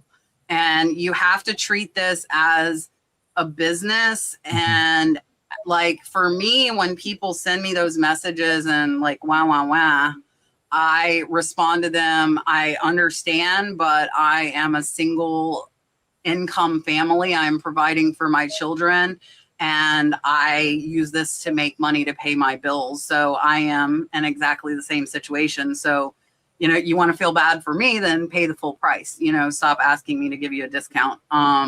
But this is my job. This is how I feed my family. And regardless of their story, again, unless it's somebody I know, like we, and I haven't put the videos out, but I went thrifting and I saw a ton of people posting that kids didn't have winter jackets. And it was in the 20s and 30s here in Florida last week. And so when I went thrifting, I looked for jackets. I didn't find many jackets. I did find some, but I posted in my word of mouth and said, hey, if you need a jacket for a kid, tell me a size. I'm going out thrifting tomorrow. I'll look for them. You don't have to pay me back. I'll just tell you I found it and you can come get it from me. And I need to pull them. I recorded the haul earlier, but like I found a North Face for $1. Tell me a little kid's not going to be super happy with a North Face jacket for free. And I'm like, it's $1. So I think what I'm going to start doing is, during the summer when nobody's looking for jackets, because there were no jackets to be found, I'm gonna like get me a big tote, put it away somewhere and start buying those dollar jackets. And then when I see people posting in my local area that they need jackets for these kids, I can be like, hey, yeah. And my friend's like, oh, start Kat's coat closet. I'm like, no. I'm just going to put them in a tote. And then if I see a post, I'll see if I have the size. I'm not trying to like make it go big, but if I can help them and find dollar jackets and nice dollar jackets. And I got 3 when I was up in Georgia from a ministry thrift store. I got a brand new girls Nautica double-breasted jacket for $1. So I bought them and brought them home for the same reason. I'm going to throw them in a tote. And if I see, you know, people posting kids need jackets, I got them for $1, you know? And I think if you love animals, like the Humane Society or some of the shelters, like they always need like blankets and towels for the dogs. Like get it while you're out thrifting. You know, you can help them. Like you could get really nice towels for dogs for $1 at the thrift store. But it's cool because you're already out and you're already looking. But yeah. See, so she said, that's why I'm keeping this as a hobby. I'm not built for these situations. Like it's hard. And like, it makes me sound cold, but again, it's how I pay my bills. So me listening to this heartstring pulling story that is probably fake. Okay. And giving into them is me taking money out of my children's mouths, so to speak, you know? So that's where I just kind of drew the line. Now, if it's an item that's been sitting there a year, I might say, hey, I can give you half off. But I would have given anybody half off. I'm not giving them half off for their story. I would have given anybody who showed interest in the item half off. So just, it sucks, but people lie. People are manipulative. And I still think the best of people regardless. Like that is what I want to do. That's what's in my heart. So I want to make sure I say that. But again, nobody with a dying kid is thinking about a Dooney and Burke purse. They're just not. Like I'm thinking about my kid, not, oh my God, I have to have this new purse. It's not like it's like a cool shoes for a kid. Now that I might be a little more likely to believe. If it was like some kids' cool Nikes or something, you know, and they're saying they're kid, but not something that's for them, you know, that's the hard part. All right. And to really add on to her for a little bit, you know, the longer you do this, you're going to see a lot of the same stories. It's weird. Like I get, sometimes I'll get those cancer stories and they'll sound strikingly the same. I'm like, how do these stories all appear the same? You know, it unfortunately, you know, sometimes someone does, you know, they'll get me with a good story and I'm like, oh man, all right. You know, they get me sometimes, but a lot of them are just the same stories over, and they're different people from different parts of the country. You know, like how do they They might have a web page or something. They have a reference book. I don't know. But it is, yeah. See, Dusty said there's a book there. Like you're gonna hear a ton, and again, like, and I don't know if the people posting in my county word of mouth are telling the truth or not. And that's the same thing. Like when you talk about somebody on the side of a road with a sign, you know, you're doing the right thing in your heart. If you want to give them money, if you want to give them food, whether they are doing the right thing is not your business. You know, you're giving because that's what's in your heart to do. And as a kid, and I never forget, my dad was a construction superintendent for Walden Books. I don't know if you guys remember Walden Books, but he used to travel the country building new Walden Books. And he was at a location. There was a guy at the light with a sign, you know, we'll work for food or whatever. And my dad said, hey, I need some job site cleanup, you know, after the crews are done doing the construction, if you'd like to come work and I can pay you. And one of the guys that worked with him said, that dude's got $1 million house on the beach. He's not going to be here to work. And he's out on the corner getting money. That's why, like, I'm more likely to give the person that says, I won't lie, I want a beer, $1. Tell me the truth. Here's $1. Go get a beer. You know, True story. That happened to me in Hawaii. Yeah, but I will. Like, I don't like, hey, at least you're not lying to me. I know where my money's going. I give a lot of them food. Like if I see one on the corner and I am going to like McDonald's or Burger King or whatever, I'll get like a couple extra burgers or whatever, and I'll give them food. I do give money sometimes, and I want Alton to see that. I know Brooke has seen that. Because I think the majority of homeless people in this country have mental issues, and that is what has landed them where they are. And so I don't think the majority have $1 million house on the beach like the one with my dad's story. But I would, but a lot of them have drug addictions, so your money is, you know, very likely going to that. But again, what you're doing and what they do with it are two different stories. You know, if it's in your heart to help them, you can't control what they're doing with it. So yeah, so that stuff I do, but yeah. All right. Karen wants to know, how do you ship throw pillows 18 by 18? When I put in dimensions for a poly bag or box, it's like $18 to $20 calculated shipping. And I see lots of listings for free or $9 to $12. Wow. I really don't sell a lot of throw pillows. I do sell the actual cases, but I don't include the, if there's an insert, I don't usually keep it inside. I don't know how clean it is, so I'd rather just sell the case itself. So 18 by 18. I did sell some. They weren't that big, but I did sell 3 throw pillows. And I double bagged them in poly bags, and I just scrunched them all down and just took all the air out of them, taped it down. Yeah, it seems kind of high for the shipping, but I'm pretty sure you could probably, you know, get a box. Those free Ground Advantage ones that you get if you have a Poshmark account. The larger ones, I think they're right around 12 and 8 or so. You could probably shove an 18 by 18 throw pillow in one of those, and that, I don't think that should probably get you around the $10 or $11 mark for shipping on that. So I think if you just have to brush it down. I did the same thing or I do that with a lot of items, and I swear you not, I get customers that message me saying I was expecting the box, and here it was inside like a big old plush with what Gil said, double bagged in a poly mailer. So I put this big squishmallow plush inside a poly bag, which is probably like a 15 by 16, one of the big ones.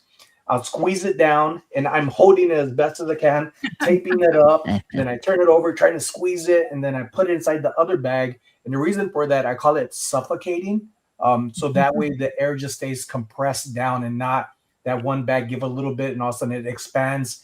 And I fit like, I forget, a huge jacket inside a flat rate envelope. So the 2 bag method is good. And then what somebody messaged in the chat as well is use a vacuum bag.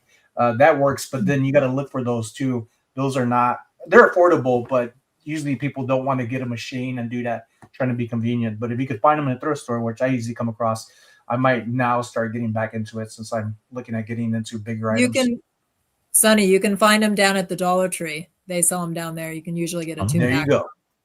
Yep. I was going to say, so Marsha's asking what third dimension you're using, but if you're using an 18 by 18 poly, it doesn't matter the third dimension because you're at 36 inches with the 18 by 18. So the solution is to go down to either a 17 by 17 or a 16 by 16. And then when you do 16 by 16 by 1, 17 by 17 by 1, you're not oversized. But with 18 by 18 by 1, you are oversized. So the key is that you don't want to go over 36 inches. And I am going to try and do what Amy is saying, but I find it hard because I find like nice inserts with like feather down. And so I put that in my title and I feel like it sells the pillows better. But I really want to go to just doing, if I'm able to take the cover off, doing just the cover, because that will be a lot less space both for storage and for shipping.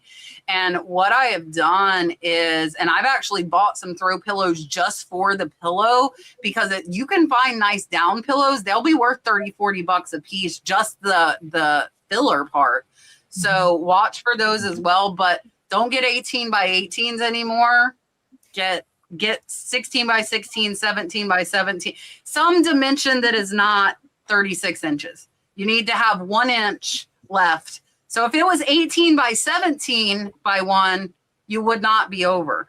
So theoretically, if you could tape over that extra inch, put in you're doing 18 by 17 by 1, you're not going to be oversized, and you can still use the 18 by 18s that you have. That's what I would do to finish using. Yes, the goose feathers sell a lot. And I have seen vintage goose feather down-filled pillows that are stained as crap, look like crap, and sell for $50. So, like, and I found some inside of mine. I'm like, man, this feels nice. I take it out and I separated. I sold the covers and I sold the inserts totally separately. And I got both of them for $1. All right. Glenn says, I've sold 8 months part-time, mixture of art and jewelry with appraisals, but I've never sold international. Do you recommend it? I'm basically selling my collections as I'm old. I have the international turned on. So if it sells, sometimes I don't even realize it until I'm getting ready to ship it and realize it's going to an address that's for the international.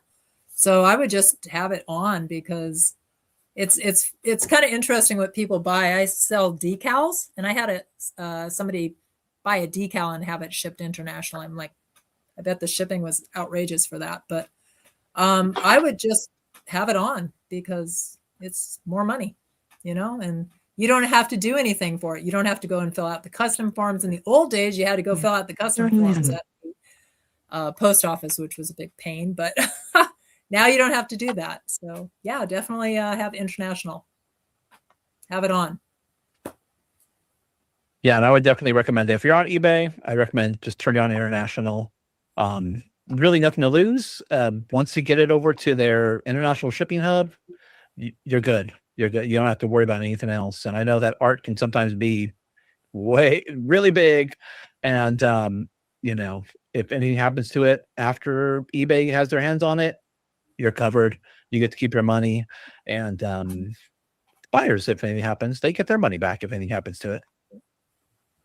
Yeah, that's the one big thing I like more than anything, other than it's sold. But if things happen after it's already been to eBay and they're shipping it off from their warehouse, you're golden. It's highly unlikely anything comes back your way unless the customer messages you and says something, and that's where you just deal with eBay, and usually they just reply back saying you're good to go. Yeah, and I agree. You're opening up to a worldwide market and you're not risking anything. eBay's doing everything for you. So 100%, I would turn it on. And just so you know, you just mail it to eBay's hub. So it's just like you're mailing it to anywhere else in the United States. There's absolutely nothing different about it that you have to do. So it's very, very easy to do. All right, let's see. Cheryl says, with List Perfectly, if I have eBay listings and want to start cross-posting, do I need to upload images and info to List Perfectly, or can it pull them from the eBay listing? So I'll go ahead and grab this. What you will do is just copy your listings from eBay to List Perfectly, and all of the information, including the photos, will be copied over. I heard there is a one-click button where you can import all of your eBay listings into the List Perfectly catalog. I have never had use of it. I don't know if anybody in the chat has, but I heard that it is a lot easier now to get your listings from eBay to List Perfectly. So the answer is no. You don't have to upload images. You don't have to upload anything. You'll just copy your listings over from eBay to List Perfectly, and then they're in there, and you can put them out on whichever platforms you decide that you want to sell on. Real quick, you do select the shipping service, like whether it's ground or priority, it's up to you, and the buyer pays for that as well if you're using calculated. If you are a free shipping person, then you would just cover the free shipping to the eBay hub, and then the buyer would pay for the actual international shipping. So you wouldn't be covering all of the international shipping just to get to the hub, just so you guys know. Constance says, is this a good week to push for views? Thinking of lowering some prices, or would traffic pick up in January? So as far as selling, when do you think would be the best time to try and push to get more views on your items? I'm not really sure on that one. I mean, I've just recently started really doing eBay in the last year, so I'm not really sure on that one. So I'm going to pass it on to Gil. So I've been running a 40% off sale since Thanksgiving, and I've definitely seen a considerable uptick in sales. I think right about now, and probably to the day after Christmas, I don't think it would really matter, just because people are focused on other things right now. They're either traveling or they're doing their last minute purchases in person, because nothing's going to get to them in time. Although I just sold some Holly napkin ring holders, which I just shipped out today. I don't know how they're going to get them in time, but people still buy Christmas stuff. I don't think it would really matter at this point, but that's my sale continues on through the New Year. So it's a Black Friday brand, New Year's sale and everything. And then I think it will definitely help to get you views. Will that translate to more sales? It might not right now, but probably right after Christmas, going into New Year's, it probably will definitely help.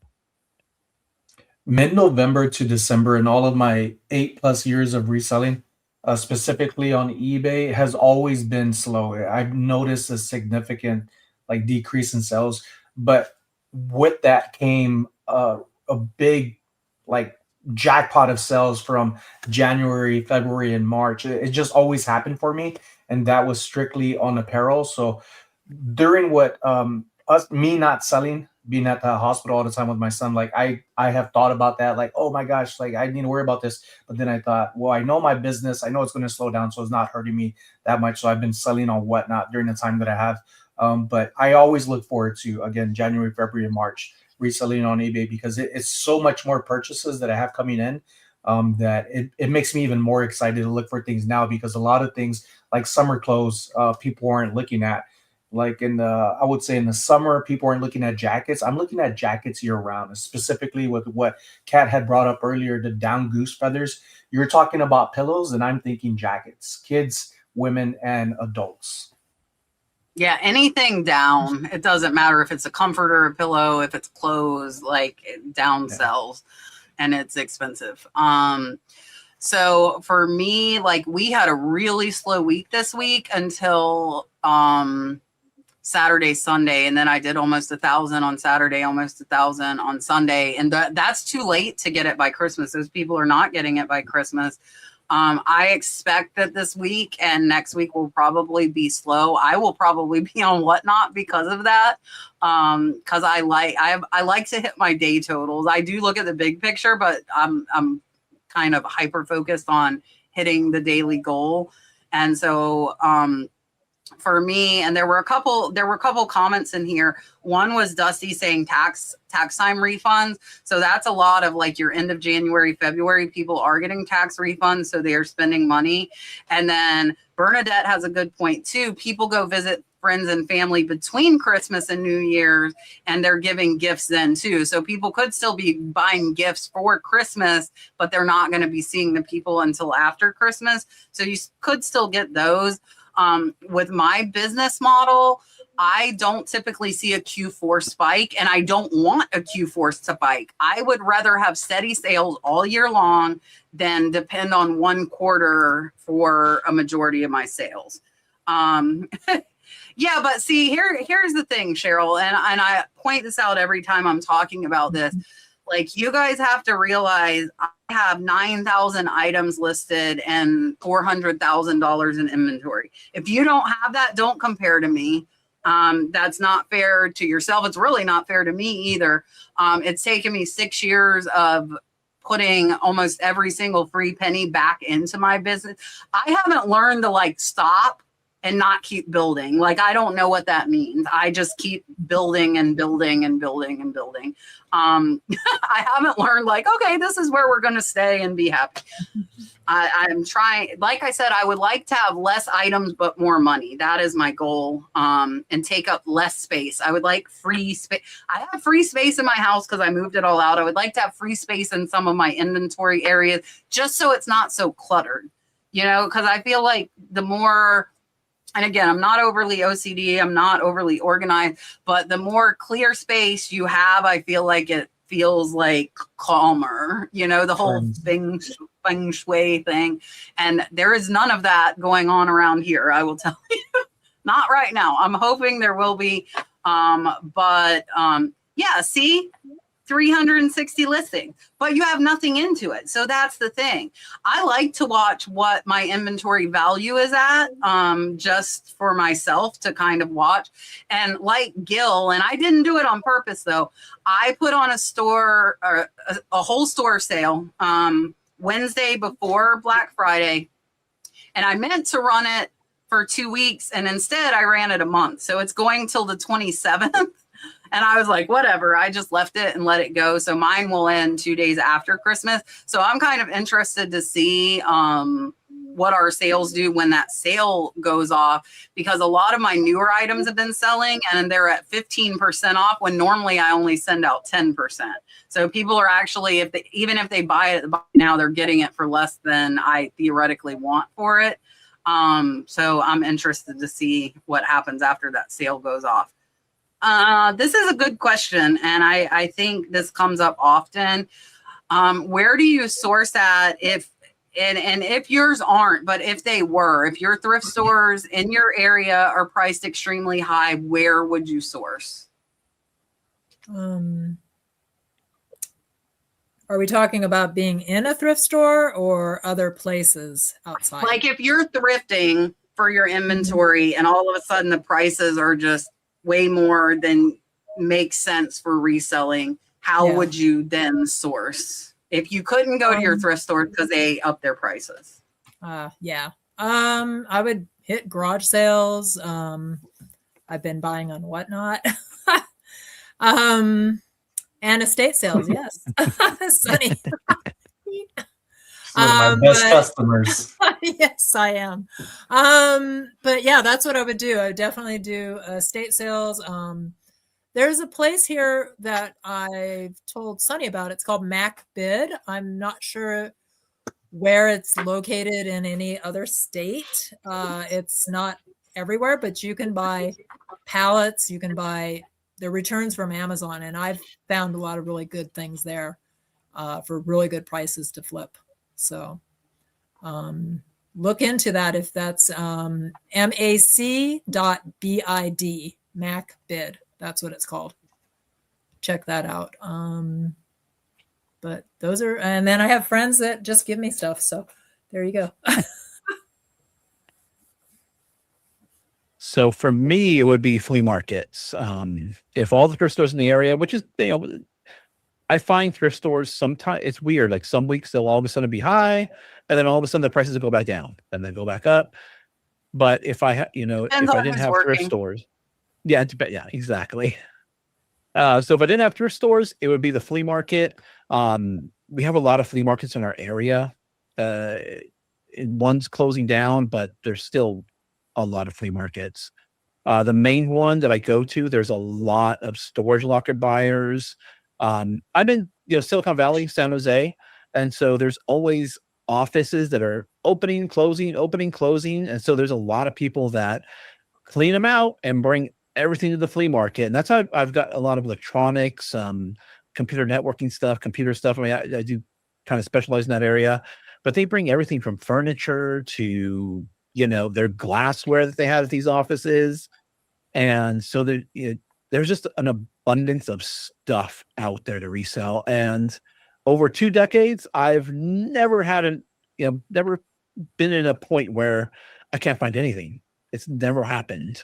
And so there's always somewhere to go. For me, it's flea markets if I didn't have thrift stores. I feel like in the beginning this would have been me not knowing anything other than just apparel. When that dried up, I'm like, what do I do from now? And I started learning about sporting goods. I started learning about women's apparel because I was only looking at guy stuff. And soon after, I'm like, I should just look at everything. So fortunately for me here in Las Vegas, we have an abundance of thrift stores. I think we have over 20 Goodwills and like 2 new ones that just opened and another one that opened up. We have Wow. a small swap meet. We have a 20-acre flea market, Broad Acres Marketplace, where I go Friday, or they're open Friday, Saturday, and Sunday. And state sales, that's almost year round for us here in Las Vegas. Although there is prime times of like 100 of them going on in one day or for a weekend, and then some opening up every other day that wasn't on like the treasure map app that you could use to find these places.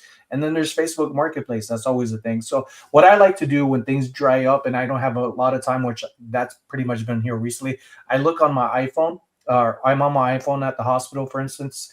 True story. Every day I'm there, and in between me and my wife taking care of our son, holding him and feeding him, I'm on my phone trying to do as much as I can, making every opportunity the best for us. And I'll go on places like Facebook Marketplace and offer up. And if I see somebody that has some nice things and really good prices, I go into their listings and I'll see what they have. And if they have like a few things that I'm like, this is kind of like who I am, like little vintage figurines and jewelry, I'll say, how much for everything? Or do you have more? I'm looking to buy a lot more.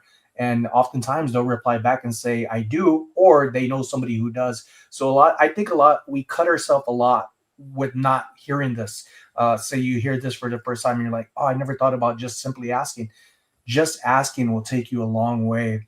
And all they could do is say, no, that's all I got. But then they might reach back out to you because we all come across things and say, hey, there was this one person that messaged me. Let me hunt them down in the messages and reach out and see if they're interested. So that ended up going with OfferUp a few years ago. I bought a purchase on OfferUp of some clothes because I was just starting out on Whatnot for the first time a couple of years ago. Person had a whole bunch of clothes, and I saw several pants of Lululemon, ABC Lululemon pants. I was wearing one yesterday. I still have it to this day. And there was around 6 of them. The lady wanted, I think, $30, and she had 8 bags. And that's what I seen on the cover of her listing. I was like, oh my gosh. So after that, she reached back out. I wasn't thinking this. I was just taking for what I seen at face value. She reached back out on OfferUp and said, hey, I get this stuff given to me. Like some of you are saying in the chat, and Amy just said, friends will give you stuff. And they used to be a reseller, so their friends think, oh, they still resell. But she has too kind of a heart to say, I don't resell anymore. So she's just like taking it in and trying to figure out what to do with it. So she was reaching back out to me, selling things for crazy price, good prices. And it's funny how sometimes we don't say anything and things come our way, or we ask and more things come our way. So just don't make it hard of just looking at things that you're not seeing online. Ask sometimes and say, or put out a notice on Craigslist or Facebook Marketplace. I'm looking things to resell. Be honest with it. You don't have to lie. You'll be amazed what the outcome will be of people wanting just to help somebody succeed, even just a little bit. Mm-hmm. Yeah, so I source 85 to 90% of my inventory from online auctions that are shipped to my house. They are delivered to my porch. And I wanted to tell Bambi, because jewelry is like my primary thing, especially for live sales. I source everything from online auctions. I have a video with like the top 5. Like Amy was telling you, the one in her area. You have to figure out what works in your area. If you want to pick up, if you want to get it shipped, it doesn't matter where you're at. Like my favorite auctions, one of mine is close to where Sonny is. It's out in the Southwest, because I love Native American stuff. That is where it's at. I have another one up in Maryland that is a favorite of mine. And then I have one that is local pickup that does it once a month. So I have 3 primary auctions. I could source my business and stock it with $1 million in inventory just on those 3 auctions without, like, I rarely look for other auctions, because you find an online auction that is good, that has good inventory.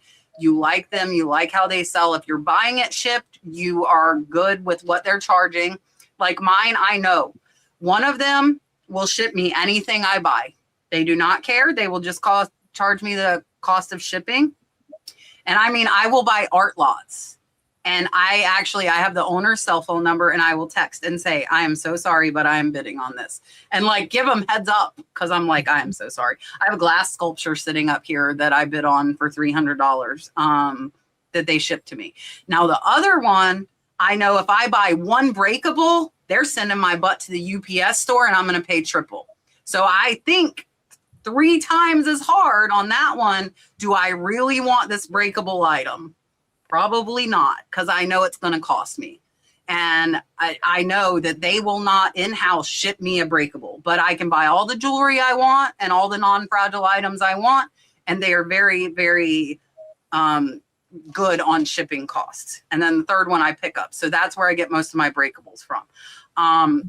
My thrift stores are lower cost, but I don't have very much good inventory. I have a ton of dollar clothes, but they're like mediocre clothes. Most of them are $15 to $20, which is below where I want to be. So I don't pick them up unless I can get 2 of them and lot them up for $25. When we were up in Georgia, we met one of my friends. She's been my friend since 6th grade. She also resells part-time. And she's like, look, all of the thrift stores have been going up on price. We went to a Humane Society thrift store in Blue Ridge, Georgia, and they had it set up. And I bet it was a closed antique mall that they bought. It was priced like an antique mall. And when I say that, I mean it. It was absolutely ridiculous. But here's the thing, and Sonny hit the nail on the head. Expand what you are looking at, because I guarantee you in every single thrift store, there is something underpriced. Something. I don't know what. They might not value their linens, or they might not value their electronics. So we're in the Humane Society store. All of this stuff was ridiculously overpriced. And I see a Dyson vacuum, $15. Looked it up, sold for $150. I didn't want to tote it home in the back of the truck. I left it there for somebody else. But I'm like, look, like there is something in this store that we're seeing 90% of the stuff like was priced more than eBay. Like it was bad. It was really bad. But then here's this Dyson vacuum for $15. So I think if you open up what you're sourcing, you might be able to find stuff that you don't realize they're underpricing. And like Gil said, it depends on who's working and who's pricing stuff, because some people are absolutely ridiculous and others are not. But I prefer online because it gives me more time to research. I can look through it. I can do it from my couch, and it's shipped to my house. Because I live in a rural area. I have to drive over an hour to get to any decent thrift store. All right. It is 10:01. I'm gonna real quick. I just will real quick just say if we use Shippo, or do you like ship with eBay? I ship with eBay. I don't usually go outside of the platform. We get discounts, so yeah, eBay is where I do my shipping with. Ship with eBay, and on the rare occasion, pirate ship. Yeah, pirate ship is good. Same as Gil. Pirate ship and eBay. Yeah, and I mainly do eBay just for ease of use.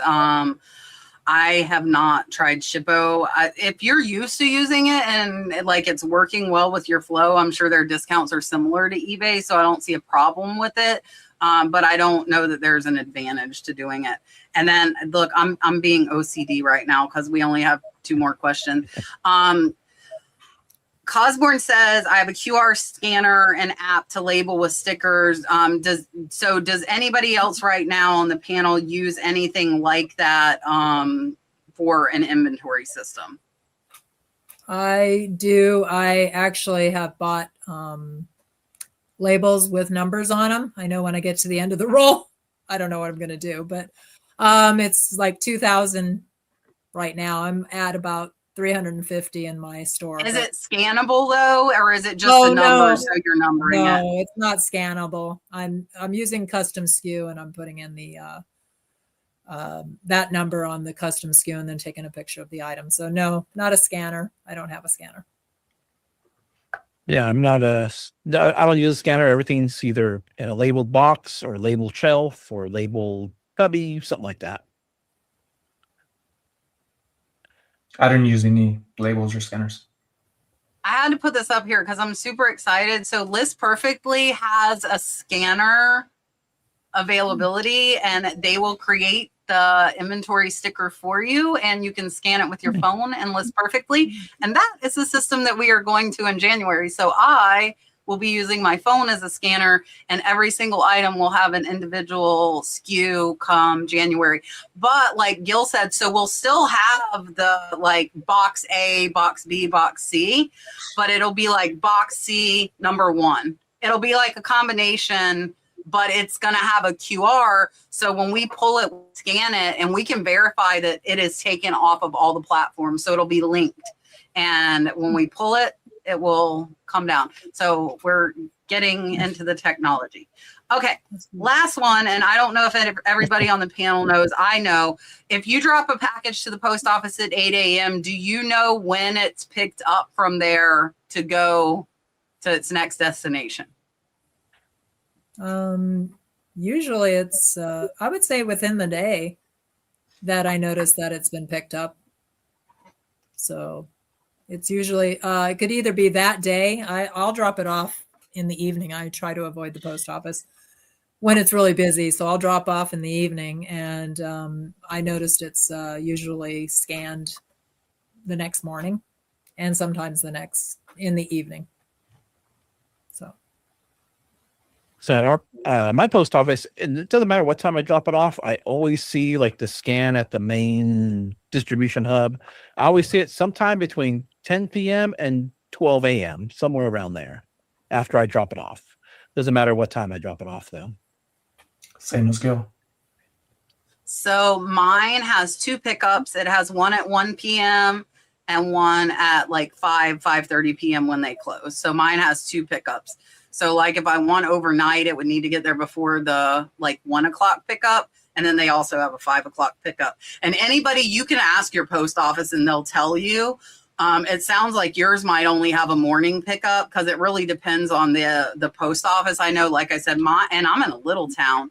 Mine has 2 different pickup times, or it did a few years ago. I haven't asked recently. All right. I'm going to make everybody big. Well, Amy and Gil, let them tell you where to find them again and what they've got going on. And Sonny and I will do the same. So here's Miss Amy. Thank you for having me. I'm on eBay and Etsy, and it's Tutus Attic Las Vegas. Tutus, so everybody knows, is Hawaiian for grandmother, and my shop's in honor of my mom and my dad. They both had a store in Hawaii. And so that's what Tutus Attic is about. It's finding different items to sell and lots of different things, lots of vintage items. Perfect. But I also have a lot of things that are not vintage. So, yep. Find what you find. Yeah. All right. Here's Gil. And I'm Gem Flipper on YouTube. You'll find Monday, Wednesday, Friday are the thrifting videos. primarily Goodwill, mostly Goodwill. Tuesdays and Thursdays are just me talking about news or anything going on, and primarily in reselling. And I do what sold on those days. I try to get the cool, unique items that you might not think to be able to pick up and resell, but they do resell. So I try to do that on those days. And then on Instagram, it's Gem_Flipper, and I'll always post. If I find anything cool, unique, sometimes I'll post it there before it comes out in a video, or just daily life things there as well too. Perfect. Sonny, are you doing a show tonight? I am. I was trying to get out of it, but my wife was like, "Now work on some stuff. You can have the show." And I was like, "Okay." I'm gonna have a vintage Disney pinback button auction here in about 10 minutes or less on Whatnot. Kat said next time I need to share it, so I'm doing that. Hopefully it goes in. If not, I'll do it right here. But yeah, I'm gonna be doing that, and then tomorrow, first thing in the morning, be with our son, and then on Christmas, Carla will be working, unfortunately, on Christmas Day, but I will still be at the hospital. So I hope you all have a safe holiday week and have fun and do as much as you can while you can, and just share the love to the world, and I'll bring it right back. Perfect. All right. I'm excited. Next week, I saw Julie in the chat tonight. We are going to have Julie, One Way Vintage, and hopefully Mike as well. And Mikey Bags of Money, guys. Mikey Bags of Money is going to be on next week as well. So it's going to be a great show next week. I'm happy that Tuesday is not New Year's Eve, so I don't have to embarrass myself this year like I did last year. And I will have, I did this video last week on purpose, and I figure for Christmas Eve, I thought it would be really cool to do top selling Christmas tree toppers. So that will be my video for Christmas Eve. And then I'll have a what sold and high dollar what sold. And like I said, after Christmas, if sales are low, you're going to see me on Whatnot and or Knickknacks a lot. So I have tons of amazing jewelry back there. I have tons of ornaments. I have tons of salt and pepper shakers. I'll probably start everything at $2 or $3. So if you want to get some inventory, definitely do that. Don't forget, it's been pinned in the show all day today. I really want to say thank you to my friends over at List Perfectly. If you are a new member, you will get a free month, which is up to $99. Take advantage of it. If your New Year's resolution is to cross post, there's your sign. Free month to try it out. And yeah, so I want to say thank you to everybody. I ran late tonight, especially Sonny's like, I gotta go live now. Gil, Amy, thank you guys so much. No it's problem. been a great show. Marsha, guys, Thank if you're you. not following her, please follow Red Cardinal Treasures. She moderates for us every single Tuesday and has for years, and did for me on Whatnot as well, and still does on Whatnot. So give her a follow here on YouTube. And yeah, all of you, we couldn't do it without you. And we will see you guys next Tuesday. Merry Christmas, guys. Merry And Christmas. be Merry safe. Christmas. Bye, guys. Thank you.